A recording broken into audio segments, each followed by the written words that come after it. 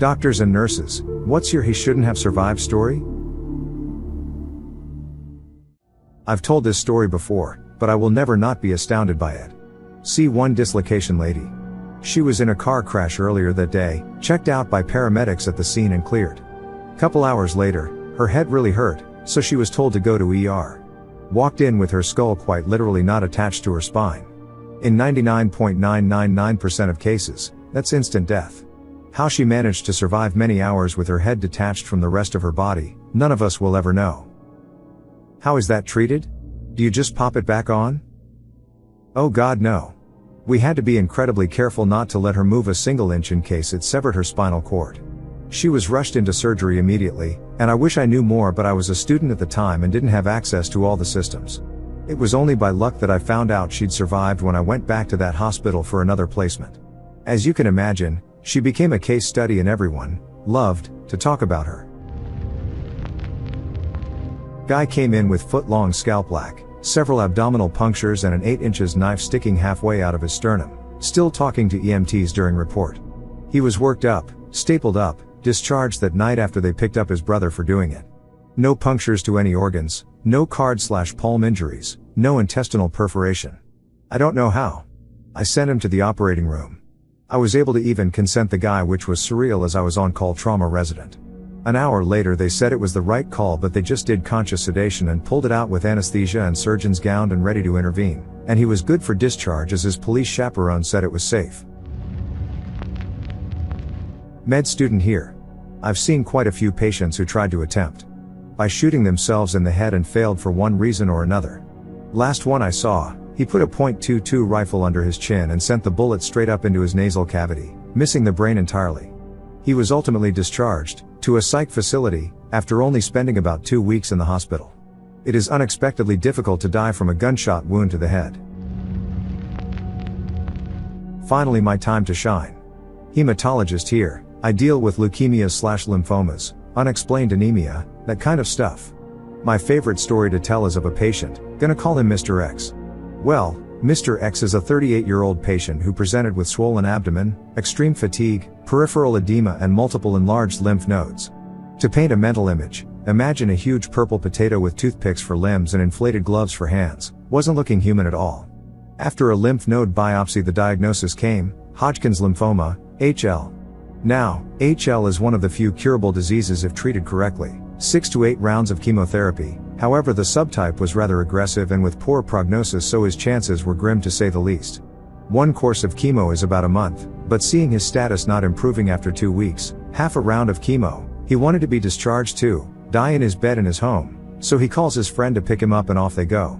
1 month later, a healthy looking man, fit, groomed, approaches me and tells me he'd like to continue the chemotherapy because he's feeling great. I had no idea who I was talking to until he introduced himself as Mr. X. My jaw dropped to the floor and I sort of rushed to schedule his next rounds of chemo. I asked him what changed his mind about staying and he tells me that on the way home, after about an hour on the road, he's got a weird appetite, so he asked his friend to pick up about a dozen cans of Spam, the European equivalent at least, and he just devoured them on the way home. Seeing that, his friend told him when they got home, "Well, X, if you can cram that shit in your stomach, I'm pretty sure you can take at least 2 more rounds of chemo." So there he was, the living proof that Spam changes lives. So at the end of chemo, 8 rounds, he had what we call a complete response, CR that lasts to this day, 5 years later, pretty much equivalent to cured in his case. No idea why I feel proud about his accomplishment, but it's one of my favorite story to tell. TLDR, guy gets cancer, guy gets a little chemo then rushes home, eats Spam, gets healthy and resumes his chemo eventually to get cured. Had a ST elevation myocardial infarction patient dead on the cath lab table who was defibrillated 48 times. We said we will do one more then call it. 49th shock then sinus rhythm. Dude was playing golf 2 months later. Serious questions because 48 times already seems excessive. How many times is it normal to try? What makes you decide to keep trying? Also curious because they gave up on my dad after 15. 15 is a lot, 49 is a crazy number of shocks. Because he had a clearly reversible cause, they wanted to continue until they had done everything they could. How soon they stop depends on the exact circumstances. Doing my internship in a local hospital. There are multiple stories about unlikely survival/outcomes, about people who, in my opinion, are immortal beings that like to spite God. Several cases have burned themselves into my brain, but there's one that takes the cake. A 31-year-old man was shot, then dropped at the local ER by the same guys who shot him. In total, he had 10 gunshot wounds across his thorax, abdomen, pelvis and legs. The bullets went through almost every single organ, and also broke a femur and a tibia. Needless to say, he was in hypovolemic shock and needed emergency surgery and blood transfusions. Look, I cannot tell you how much care has gone into his case. He spent 3 months in the ICU, and he's now at the surgery floor of the hospital. So far, he's had over 25 surgical interventions, and counting, from 3 different teams and over 50 bags of blood. At one point, one of the teams realized they couldn't completely close his abdomen after one particular surgery, and decided to leave his abdomen open, and several surgeries later, he developed what we call hostile abdomen. The abdominal wall is scarred and everything inside is topped up with fibrous adherences/tissue, to the point that going in for yet another surgery is a hellish experience. He's also had multiple infections, both nosocomial and from his own digestive tract. One bullet entered through the abdomen, pierced his rectum and exited through one of his butt cheeks, and during the healing process, the wound became a fistula that continuously dripped pus and mucus riddled with bacteria in and out of the abdominal cavity, to the point he fell into septic shock, twice. Regular antibiotics weren't doing their job no more, so infectology had to be called in regularly as he needed, and still needs, one hell of an antibiotic cocktail. Although he's still not completely out of the woods, at least the surgeons were able to successfully close his abdomen. His infection is currently under control, and his legs are finally healing properly. If you ask me, he'll probably live, if the local gangs don't invade the hospital and kill him before he's discharged, because it almost happened with him a month into his stay. Why would the gang who shot him bring him to the hospital only to come back to try to kill him? To my understanding, I only got to talk to him twice and most of this info was input from the hospital's psychiatrist. He's part of a crime gang, and he owed money to another local gang, to the point he was being pressured to pay up the days prior to his shooting. My best guess is that things got out of hand. They shot him in a confrontation, realized they wouldn't get the money if he died, and decided to drop him off at the entrance of the ER without showing face. When the gang came into the hospital, apparently it was to pressure him about the money again, but the poor guy was right in the middle of surgery. So, all they accomplished was terrorizing the ICU team on shift, and later on frighten the team doing the surgery. They tried barging into the surgery room with guns in hand, then gave up and left. Not really smart. What sort of quality of life do you reckon he's going to have if he survives to discharge? To abbreviate everything, first few years post-discharge will be terrible: bowel transit reconstruction, figuring out how to remove the interocutaneous fistula, bone healing and recovery of muscle mass, dealing with future infections, opium abuse, etc. But, if he can survive those first few years, his major problems will be chronic pain, a lifelong increased risk of abdominal hernias, bowel obstructions and a plethora of digestive issues, and difficulty walking if anything goes wrong during post-discharge physical therapy. Not to mention his socioeconomic status, and the fact that he'll likely fall back into old habits, aka, crime. So, not the worst, but not the best either. We had a guy come into ER because he was feeling kind of dizzy and out of breath. They ordered a standard array of labs, and when the lab, drew his blood, we noticed that his blood seemed really thin and watery. That was because he had a fucking 2.7 hemoglobin. For those of you who know hemoglobin values, I swear on my mother I am telling the truth that this man was both walking and conscious when he came in. He even argued about being admitted overnight. We couldn't even get his sample to run at first. We had to fuck with the sensors for it to register. For those of you who don't know hemoglobin values, it's basically measuring how much blood is in your blood, and therefore how much oxygen is capable of being carried throughout your body. Normal hemoglobin is roughly 12 to 16 or so, depending on age and gender. Below 10 is where they start considering the possibility of transfusion, and below 8 is considered critical. A 2.7 should be dead. Edit 1. Since a lot of people have asked, the ultimate cause was severe alcoholism. His liver and pancreas were starting to shut down, so long-term alcoholic anemia coupled with poor diet lead to his hemoglobin dropping slowly enough that his body was able to adjust. He survived and was transferred to another facility after transfusing a few units, but probably won't live another 10 years because of the damage already done. Edit 2. Some unit conversions for different countries' standards. 2.7 grams per deciliter equals 27 grams per liter equals 0.6 millimoles per liter. Nurse here. That's literally insane. I can't believe this man was breathing, let alone arguing about being admitted lol. People amaze me every day. Like 3 different doctors called the lab to ask if we were sure it wasn't an error lol. I drew him myself, and he was completely alert. He looked ashy gray and kind of sickly, like maybe he was just getting over a bad flu, but was walking and talking just fine. I know you said doctors and nurses, but I'm a firefighter. Here's my story. We got called to a motor vehicle accident involving a structure. Car went into a building, but one of the support beams came down on impact, causing the front of the car to pin the guy and crushing everything from the waist down. The medics thought crush syndrome. He ended up losing his left leg, but he made full recovery. Not a doctor or nurse, but my dad. In May of 2019 he got hit by a train on his bicycle. The police report said it was going 80 miles per hour. When we got to the hospital on the first day, the doctors basically told us to prepare for his death. His blood pressure was dropping like crazy, but they cut a hole in his stomach and that seemed to stabilize things for the first night. He woke up a few weeks later and had broken all his ribs on the right, some on the left, both collarbones, his right arm, collapsed both lungs, and had a traumatic brain injury. After he woke up in the ICU, he was acting pretty crazy. The doctors told us he would never return to his job or regain the level of intelligence he had pre-accident.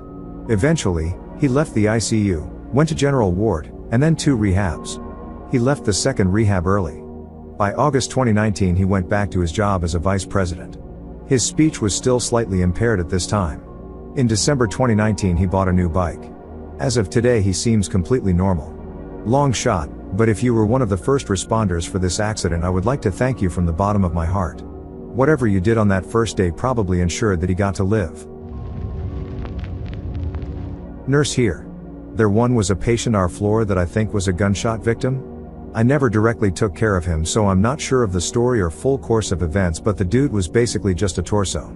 I guess whatever happened to him, there was so much trauma or infection or whatever that the surgeons literally amputated everything from mid-abdomen and down. He had a few surgical drains and tubes to take care of functions like urinating and defecating because the parts that do that simply weren't there. It was absolutely fucking wild walking past his room when I saw him. Imagine a human being that's literally just a torso, arms, neck, and head. Place your hand on your belly and just imagine everything below that is gone. It was like some shit right out of The Walking Dead. Baby born at 23 weeks, had open heart surgery 3 times, had necrotizing enterocolitis, and went into cardiac arrest after I had to give her CPR for over an hour to revive her. And she's currently 9 months adjusted now. NICU babies are so fucking strong, it's unbelievable sometimes. My daughter was born at 24 weeks, stopped growing at 20 to 21 weeks, 1 pound and 10 inches. She was born via C-section. I'll never ever forget the gasp from the entire surgical team. My daughter had her eyes open, and grabbed onto the doctor who pulled her from me. She then let out the smallest cry I've ever heard. She was intubated solely to be given surfactant and then extubated within a few hours of that. Her oxygen sat was at 100%. My 24-week-old daughter came out of me breathing on her own. She was on bubble continuous positive airway pressure for 10 weeks, then no oxygen after. She learned to eat at 33 weeks and 6 days, and had mastered it by 34 weeks and 3 days. Her care team was absolutely astounded by how mature her lungs and entire body was for being as small as she was. I kept getting told that she may crash after the honeymoon period. She never crashed, and by day 3 or 4 every doctor and nurse told me I should have the highest of hopes about her because it was so uncommon to see a baby her gestational age thrive like she did. She literally just continued to grow, and did exceptionally better outside of me.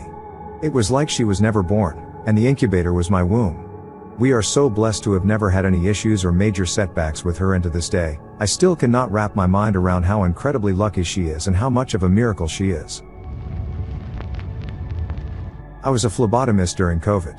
I watched 6-ish people die in one single weekend in my ICU mornings. I was friendly with some. There was one guy left. I can still see his face. For 2 months I drew his blood and his wife, non-ICU COVID, for a month. I watched him get intubated, extubated and reintubated. I remember telling his wife whatever I could that wouldn't upset her. Oh, his blood pressure was almost normal today. Oh, his blood was so easy to draw today. The blood thinners seem to be helping lately. Just not a lie but not affirmation. I'd talk to him while he was out and tell him about his wife, how nice and wonderful she was and how he had to keep going cause she really missed him. Everyone thought he would die like the rest. He coded twice at least during my shift. And he was only extubated for a few days because he was just really struggling. One day I come in after a weekend off and he's not there. I panicked and was told he was moved to the first floor, which was on my way for morning routine.